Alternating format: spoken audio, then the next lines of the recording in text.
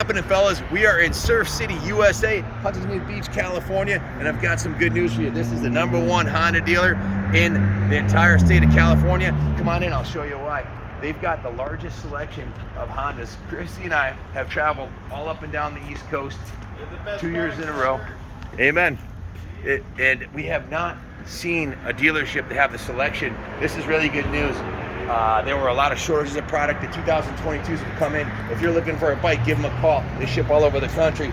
Check it out. They've got the brand new Ruckuses. This is what Junior rode from 12,000 miles on from his high school to the shop 2 years in a row, 6,000 miles a year until he got his license. These are awesome. They have dual headlights on them, knobby tires. It's a scooter basically, but it looks badass. It doesn't look like a scooter. It looks more like an off-road warrior bike.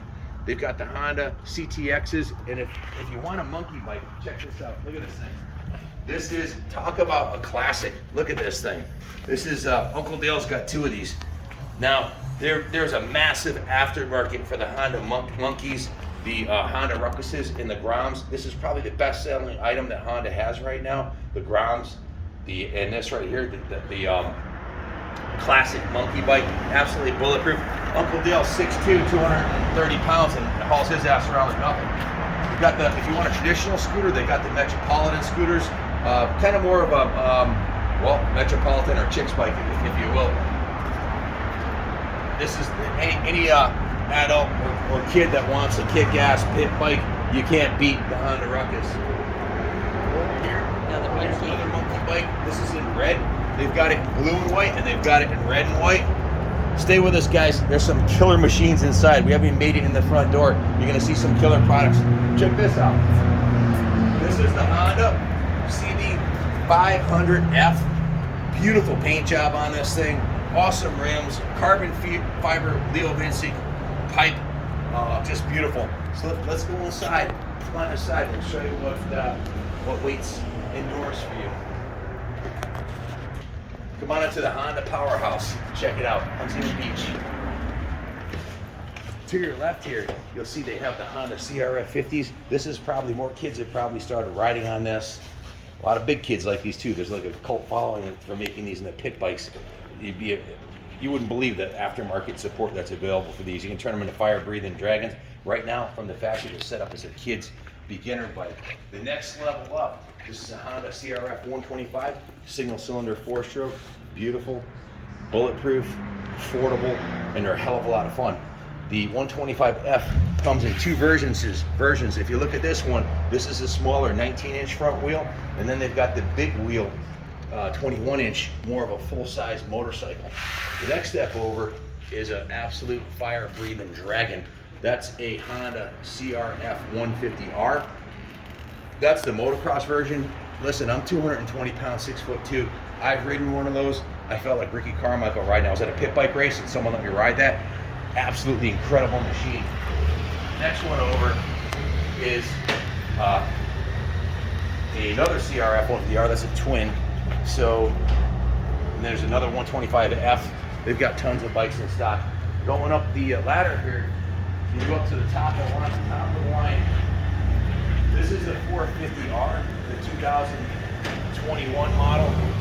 Now, these are very affordable, even by today's standards. This one has a manufacturer suggested retail price of $95.99.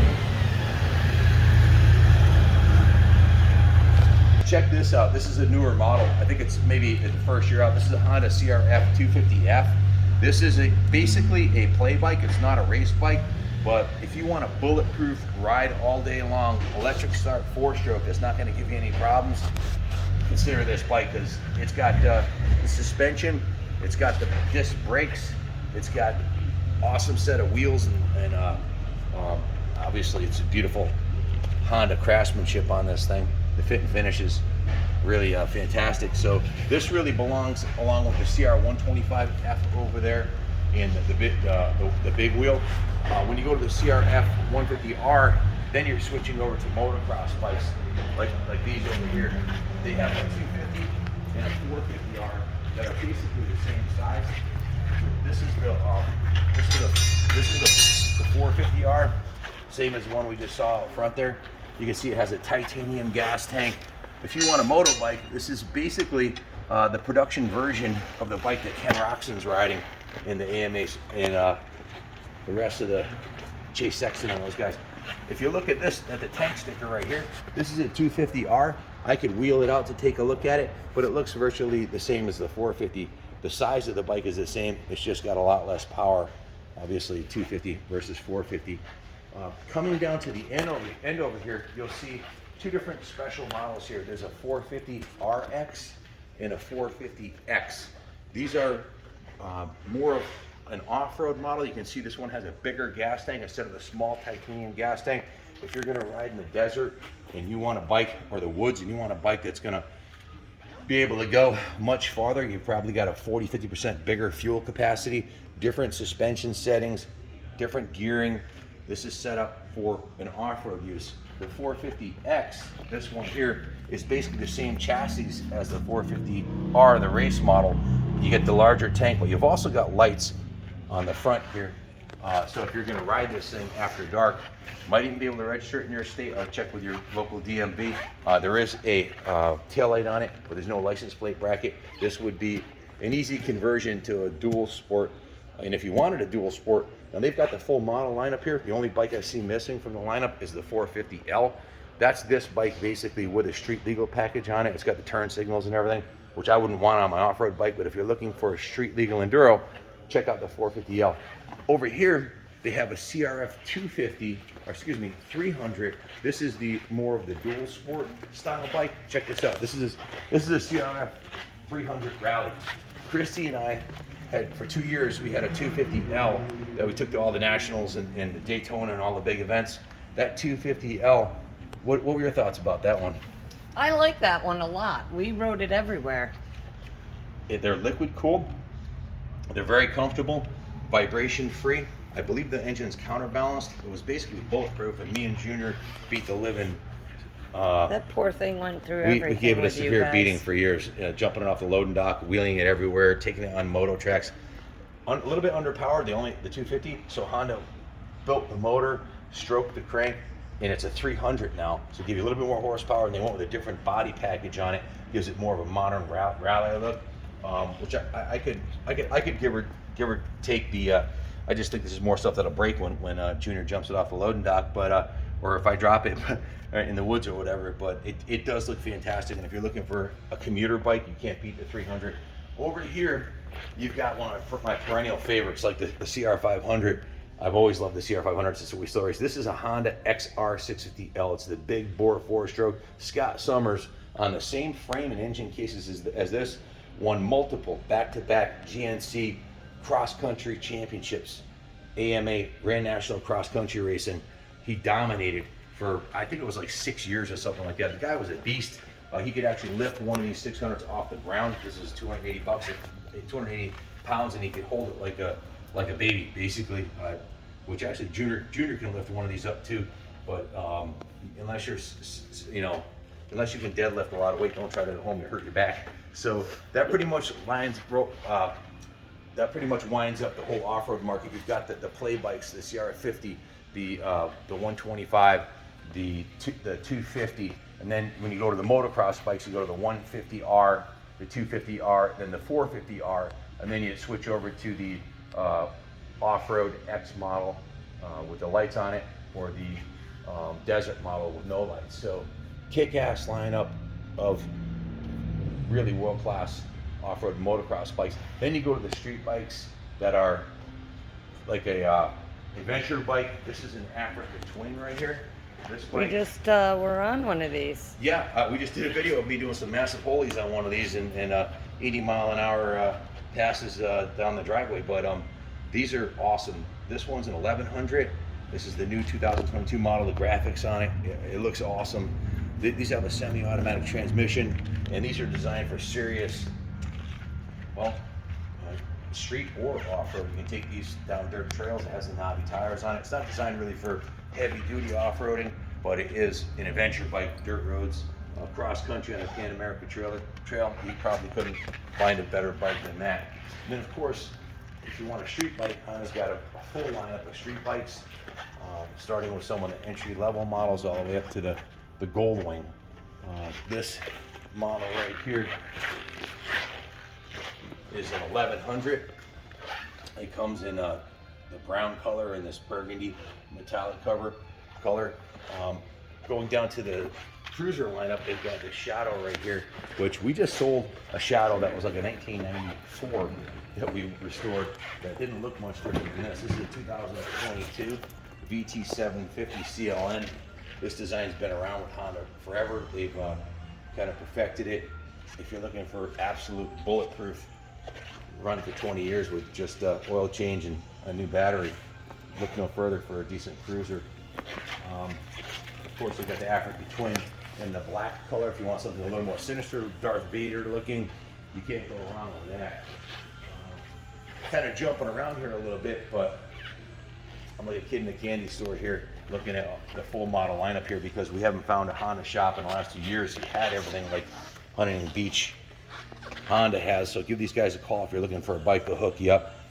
This is a Super Cub, kind of a replica like the monkey bike of the Honda Cubs from the 60s and 70s. You might have seen that we have at the museum that look very similar to this. You can buy this bike for $37. The manufacturer's retail price is $37.99. There's some additional dealer markups. Give them a call. That's a fantastic bike for the money. Cheap transportation. It'll run forever. Heading over to the sport bikes to our left here, you've got one of their flagship models here, the CBR 1000RR in the Darth Vader Black Edition. Next to it, you've got a CBR 600RR. Look at the paint job on this thing. This is a bike you can take to Daytona 2 weeks from now and run it on the racetrack right out of the box. These things are capable of hitting the banks at Daytona and faring well. They've got a few of these 600s here, and a little brother to it is the CBR 300R. If you're looking for a less expensive, more affordable, more fuel efficient bike that's cheap transportation but looks badass, the CBR 300R is a great bike, and they sound awesome if you put a pipe on them. We got another Super Cub over here in red and white, and take a look at the paint job on this thing, on the C125. Just beautiful.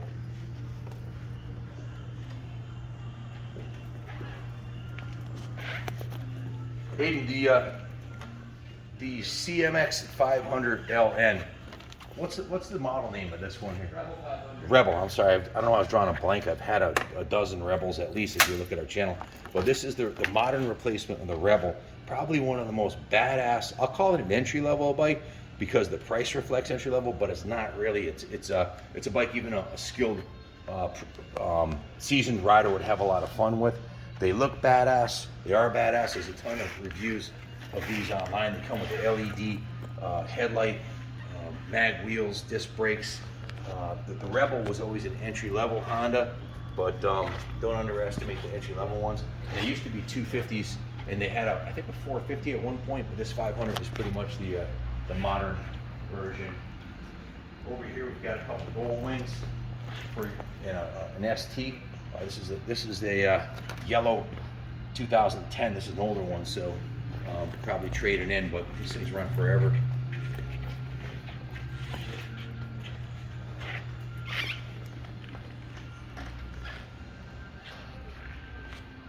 This is a GL 1800 Honda Goldwing. I almost had a double check because it doesn't really look like the modern Goldwings have become pretty sporty looking, almost like a sport touring bike, unlike this 2010 version, which has more of a, this is what Grandpa rode bike, you know. Kick-ass machine, probably one of the best touring bikes on the planet, if not the best touring bike on the planet. Honda's technology and engineering on these bikes is second to none, no doubt about that.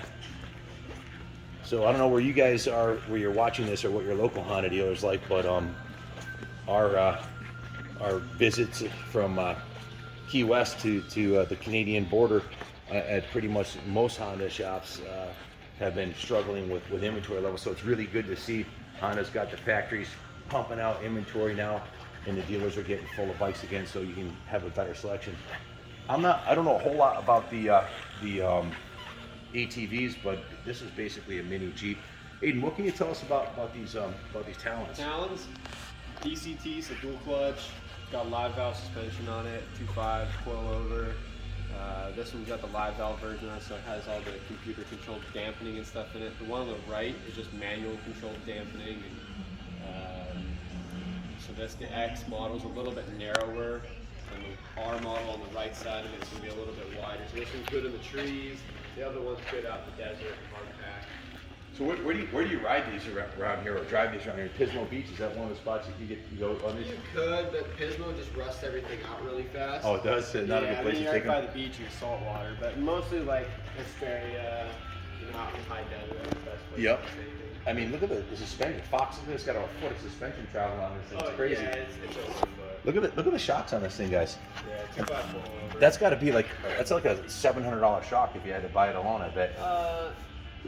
No, it's like, I don't know, maybe 400, 300. So if you got 4 of them, you got $1,200 worth of shocks on this thing. Probably more. It's awesome, awesome, and just a beautiful piece. Again, I don't know a lot about these, but we're mostly in the two wheels and smaller 3 and 4 wheelers. But this is a badass looking thousands. How many horsepower is this thing pumping out? I think the flywheel they made 100, but I think to the wheel it's more like 70 probably, or something along the lines. More power than a CR500, 4 wheels and a rolling cage and a cooler on it. that. It's the same motor as the African Twin.